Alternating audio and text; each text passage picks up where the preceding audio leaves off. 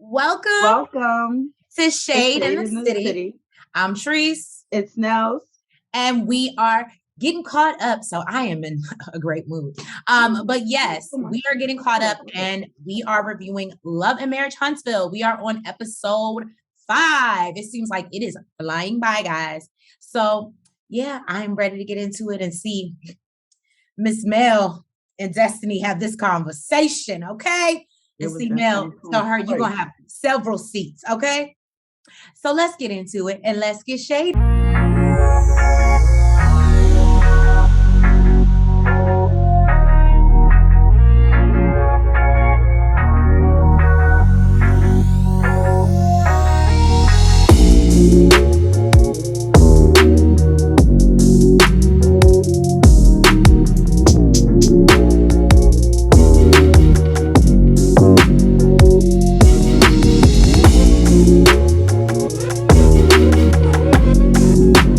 We pick up where we left off in the middle of an argument Between Kiki and Tisha. Mm-hmm. They still going at it. Tisha gets up, she goes outside, she gets on the phone with Kimmy, and Kiki comes outside to confront her. And she feel like, oh, who you talking about to me now? Like about me too now? And she's like, yo, I'm talking about the situation. Relax. I was venting to Kimmy, and then she's like, Kiki was like, so hold on. The same thing that you mad at me for, which I hate to tell you, Kiki, it's a little bit different. Because a lot of bit different. I was gonna say, because I really do feel as if she's just venting. When you were talking, Joe, you were trying to be malicious. But and she was actually going to the source. Right. The person that told her. So right. It ain't the same. They had conversation going back and forth, and Tisha's like, I'm not doing this with you. I'm not about to be talking about the same thing. We've talked about this years ago. You apologize. I apologize. We need to move forward. Now, I was telling Treese, what irks me about this whole scene is I just feel like Tisha is easily manipulated. Now, I can agree. Let's not get it twisted. Marcel, I believe, is a master manipulator. Okay. He could probably manipulate a lot of people, not just Tisha. Right. But I'm not giving Kiki that much credit. Okay. I don't believe she's a master manipulator, but I do believe Tisha is super easy to manipulate. And the reason I say this is because Tisha was given a piece of information by Kimmy that her cousin was talking about her. She called her to have a sit down with her, and literally within less than 10 minutes. Yeah. And apparently they have been talking for 3 hours, according to Tisha. But that was years ago, she said. The 3 hours. No, I thought she meant there while they were there, that because she said, I don't have another 3 hours to talk about this no more. She said that they talked about it in the past for 3 hours. Mm. And she's not doing that again. Basically, she's like, I apologize. I'm not doing this shit no more. We're not gonna keep passion. It floors me that she brought her there to have this conversation, and Kiki diverts the conversation and talks about, well, you did this to me and you did. And I apologize for that. Now let's move on and let's talk about the issue at hand and what the fuck I brought you here for. But instead, Tisha gets drawn into this whole shit that she feels got resolved years ago. And my thing is, Kiki, if it wasn't malicious, why even bring that shit up? Right. If you wasn't talking shit about her or whatever you were saying wasn't negative about her, why even say, oh, well, basically I did it because you said this? That's a very great point. I will say that, Tisha basically says that she's moving on. She doesn't know what Kiki is doing, but she's moving forward. And then basically, what's the girl name? Kiki says, I want to, basically go talk this out. Like, how do we get past this? How do we move forward? And she's like, I don't need to move forward over anything. I'm good. I left that in the past. And you need to take accountability about what you did and stop bringing up something that happened 10 years ago. And I was like, well, Tisha finally got a point for once. But Nels is right in her assessment that I do feel like she was easily manipulated. And again, sitting there having a conversation about something totally different that didn't have nothing to do with what she brought her there for. Exactly. So Martel goes to visit Marceau, and he wants to speak to him about a business proposition that he has. He talks to Marceau about the book signing. He lets him know that he wishes he would have been there. And he also discusses how, of course, it's all Melody's fault, right? He discusses how Melody didn't bring the kids or allow them to come. And so basically Marceau was like, well, damn, I would have been embarrassed. Marceau asked, what did Melody say to this? She said it wasn't your weekend.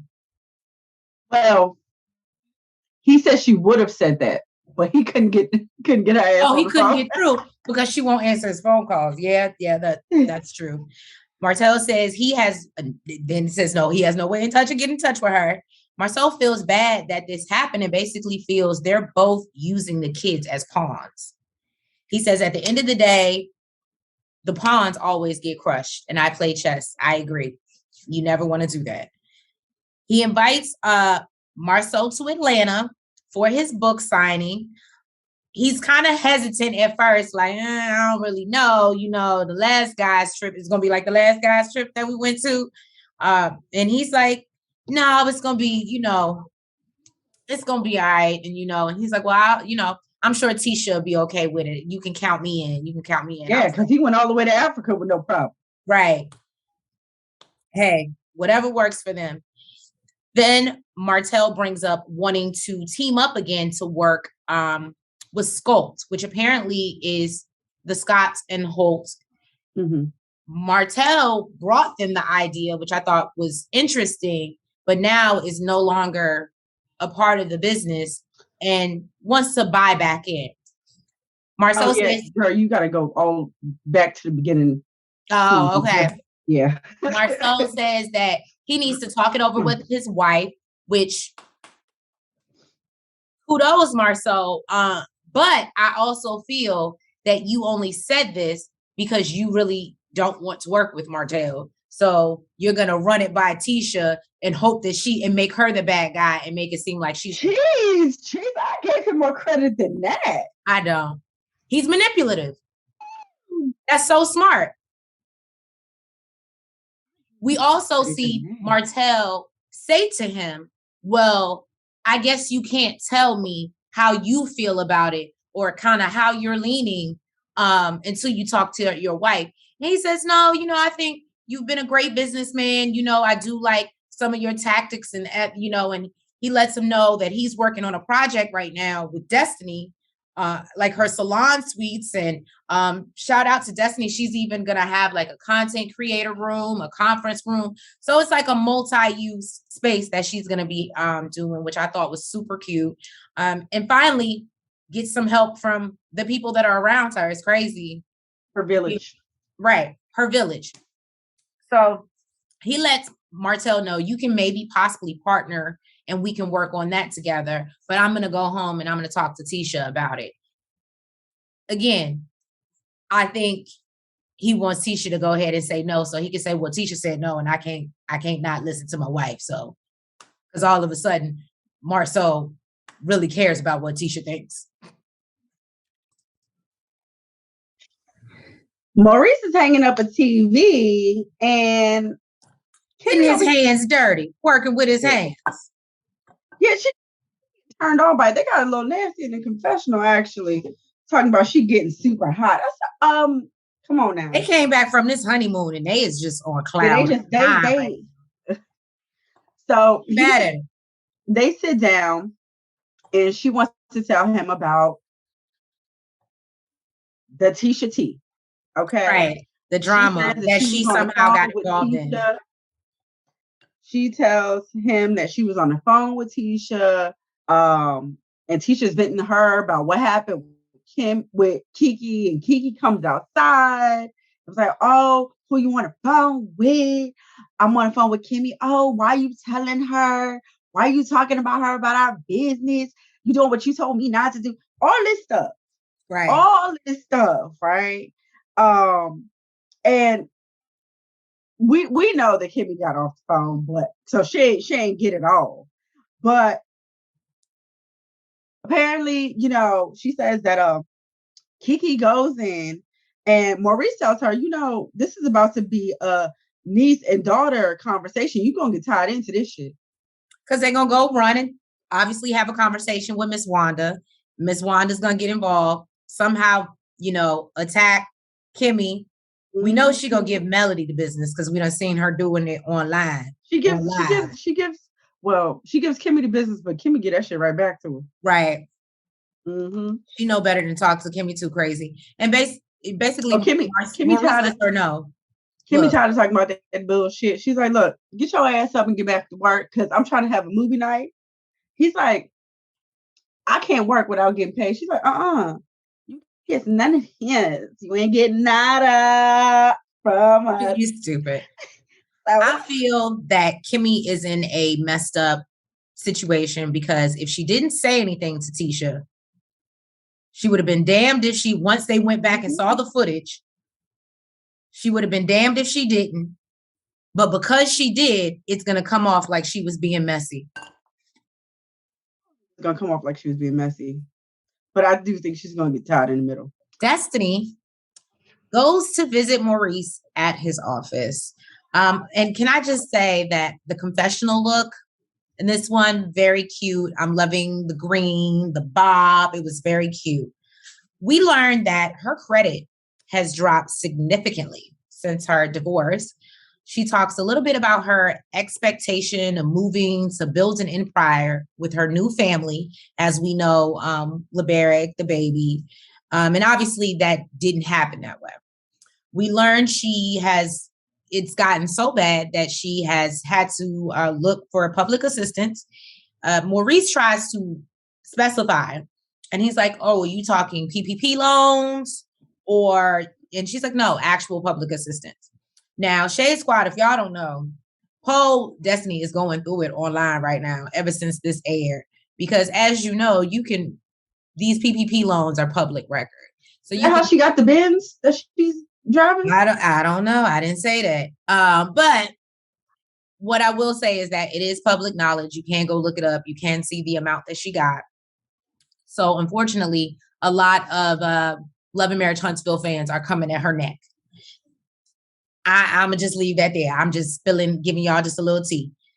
Maurice then asked her, what's going on with the store? Because this is going to be a problem. Basically, you're dipping into your personal savings to keep your business afloat. And as I told Nels, she might want to just look into going to direct sales and moving to online.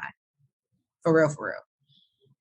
As they talk about that, she says she couldn't really manage to keep the store open because she also has to watch her son. Mm-hmm. And having to pay somebody to be there and put their time in, it didn't really seem like. So she's open some days, she's not open some days. So there was actually, I believe, an article that came out a month or two ago that I saw, and they were talking about how her store had closed and it wasn't open. And then she went on live inside the store and was like, no, we open, I'm here. We just have staffing issues. So I will say that part of the storyline is very true. Now, she talks about possibly the salon suites things and the creative space that she's doing with teaming up with Marceau to do. The conversation kind of curves because she talks about just how hard everything has been and, how she puts on like a tough face and has been getting through everything, but it's been hard.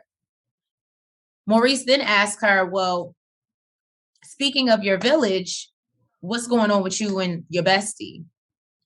She lets us. I heard some things. Right. And she lets us know, basically she's now become like a non-bestie. Melody's not really rocking with her.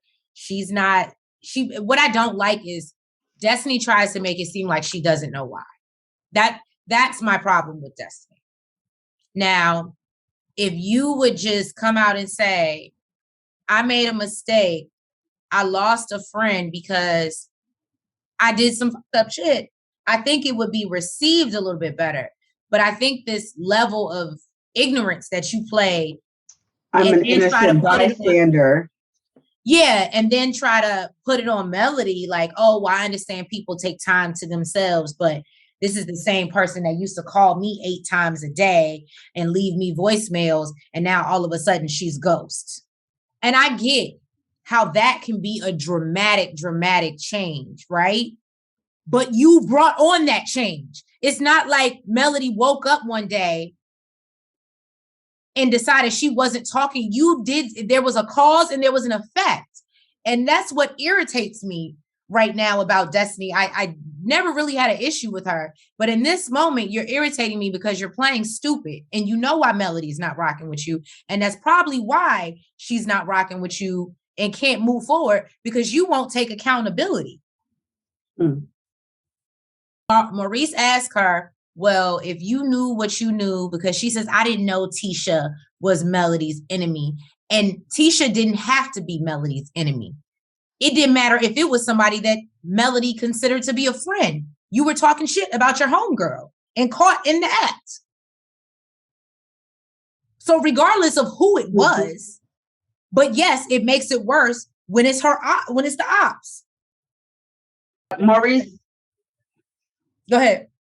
I was gonna because you got a little, you got passionate, got a little. I'm sorry, I got passionate. Track just a little bit.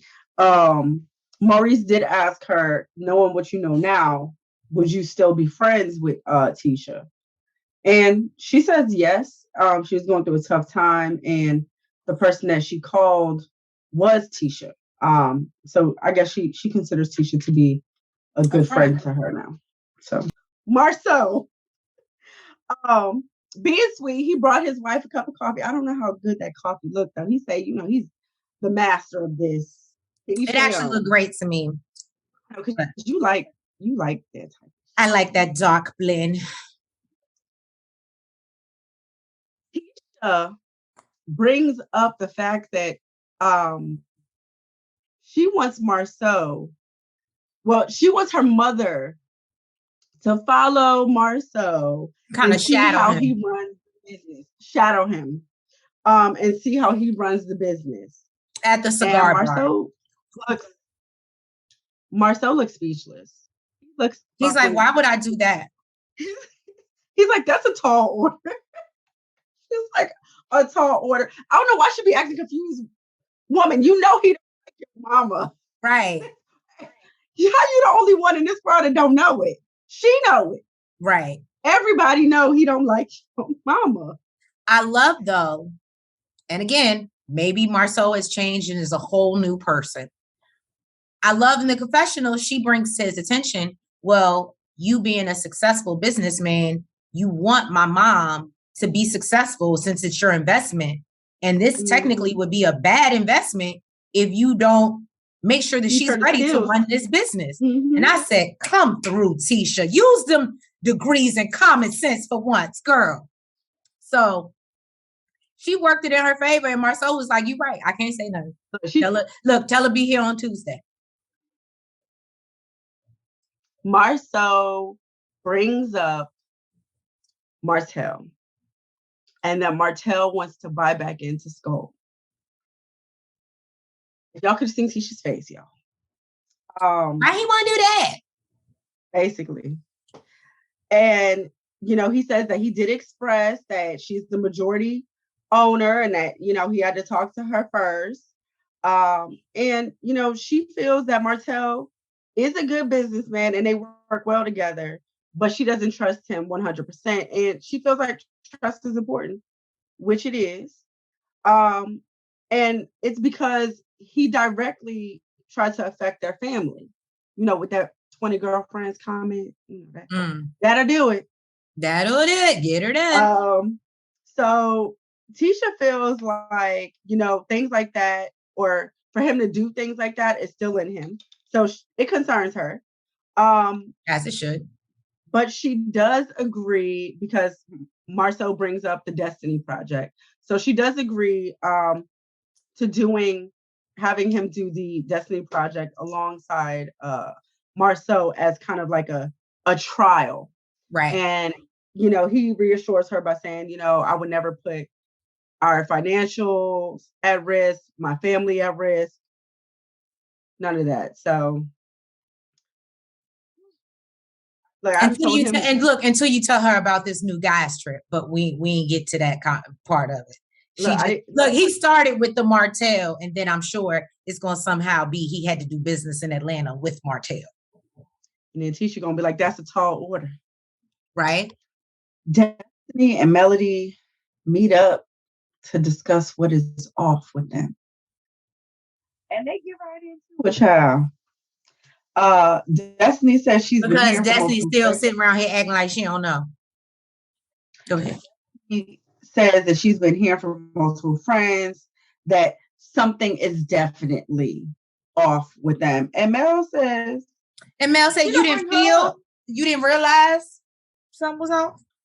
She's like, unless somebody asks you. And it's very vague responses anyway.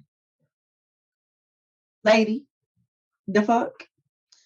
So Destinee says, whatever it is that you feel is strong enough for people to stop wanting to do business with her.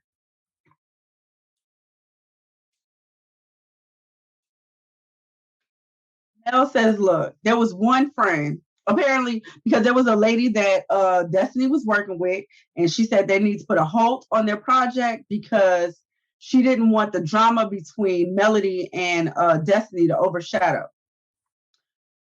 Mel says that Can I speak to that? Okay. So I actually watched the live that came out with that particular friend that they are referring to. And Melody Holt was on live. I believe it was Easter Sunday. And she jumped onto the live with Melody and basically just said, she was like, girl, I just watched this episode. She was like, I can't. She was like, yeah, at the end of the day, her friend played loyal, but she said it was just too much drama and other things that I've heard. And I just decided to remove myself, but that had nothing to do with you. You didn't ask me. You didn't tell me anything. You didn't suggest. And she was like, honestly, I knew from online that y'all had beef, but she was like, Melody never really talked about it or disclosed it or said, don't work with her. She never vented to her. So I just felt like I had to add that little T in. That's basically what Melody said. She did say that she posted something online. A friend did ask, what it was about. She says when she posts things, it's usually about, her hurt or emotions that she's going through at the time. But she says most people didn't even know that her and Destinee weren't talking. So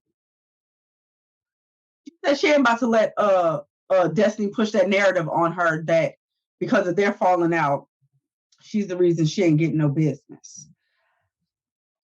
Then Mel wants to bring up the reunion. Mm-hmm. So apparently Destinee said at the reunion that she hadn't talked to Mel. They hadn't spoke since they wrapped. And it made it seem like Mel abandoned her. So Mel says, it's funny because, when you want to take time away, it's not an issue. But when I take time away, now I'm a bad friend. Mind right. Now I'm a bad friend and I'm abandoning you. She pulled up her phone. Okay. To and prove Destinee wrong. She pulls out them text thread receipts. And Destinee over here denies. I don't even use the word chillaxing. She's like, girl, what I need to fake some text threads for? Right. She's like, check your phone.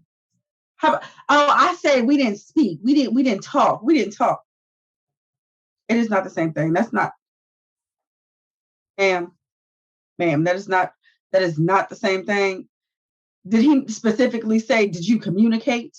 Right. Any form of communication? And what I love, Mel set her straight. She was like, I could have addressed it and pulled it out on the reunion. She said, but I let you go with that false narrative.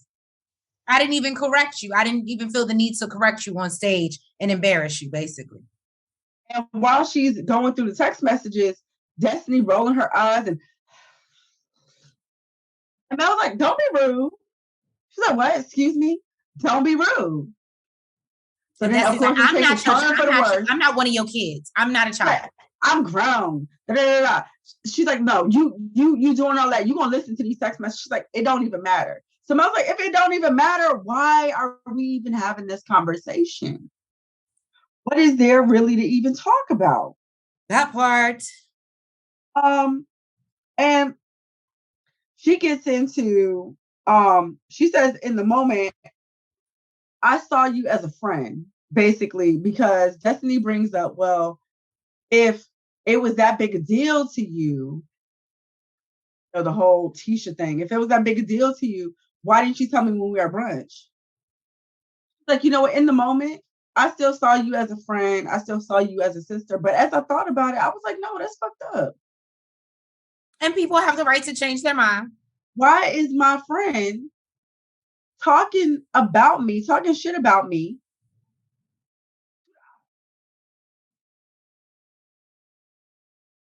And Destinee tries to say that, oh, no, I wasn't talking shit. She said, no, actually, you told me, admitted to me that you were talking shit and you did it because you was in your feelings. I said, oh, well. That is kind of what she says, anyone over here talking shit about her to her ops is not her village. And she even brought up the fact that she's super cool with Martel. It's like, you know, he tried to tear me down every chance he got, and you still laughing and kikiing all in his face. Now, Destinee's defense, she's like, well, I met Martel first. I knew him first, and I met you through him. Which I get. But right is right and wrong is wrong. I mean, I'm not saying that you don't have to be friends with him, but if you are gonna be laughing and smiling all up in this man's face, like, let him know that what the fuck he's doing is wrong, or you can't be around that fuck shit. And can we just talk about, it's one thing to be divorced and you're still cool in passing. I see you when I see you. I, see you at the store. Hey, how you doing? She drops by his house. They call each other like every day. Right. It's an extraness for me that I would have an issue with, because I don't feel like you can check up on me, make sure I ain't dead. Like I said, if I see you in the streets, if I see you out somewhere, if you want to invite me to an event, that's totally different.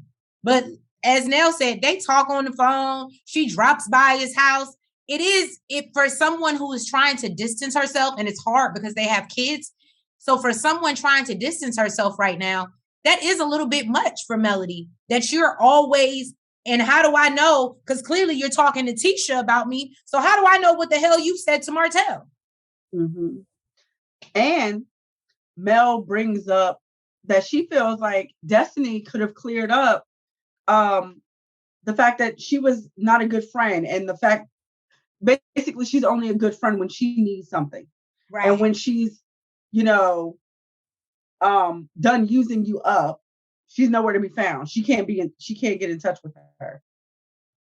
And Destiny's like, oh, well, that was y'all business. That don't mean shit. You can set that shit up and say, well, even if you said, well, to me, she's not that type of friend. I know her to be different. Rather than, oh, I don't know because I haven't. Girl, bye. You did sound like you was in your feelings. So, Mel was basically done with the bullshit. She kindly dismissed herself, says she is going to stay blessed. And she says she got coins to make and not friends to fake. And that was it. Right. Thank you guys for tuning in to another review of Love and Marriage Huntsville. Whew, that was a lot, y'all. So I think next episode we're gonna see, what did I say? Destinee pull up and run and tell Martel everything. Again, she's looking more like the ops. We also see Mama Wanda. We were expecting it coming through, as a Funky Dineva says, Wanda J. Blige. I love that name. I can't. So we see her pull up and confront Kiki. So we're gonna see how that's gonna go, because you know it's gonna turn around, and then we're gonna see her confront Kimmy. But guess it's all gonna go down next episode. Thank you guys for joining us. Please make sure that you like, you comment, you subscribe, and you hit the notification bell. And please make sure that you guys are following us on all platforms. And we will catch you in a couple days for Love and Marriage Huntsville. Have a great night. Mwah. Mwah. Front, back, side to side. Make sure you go like and subscribe. Front, back, side to side. Make sure you go like and subscribe. Hey!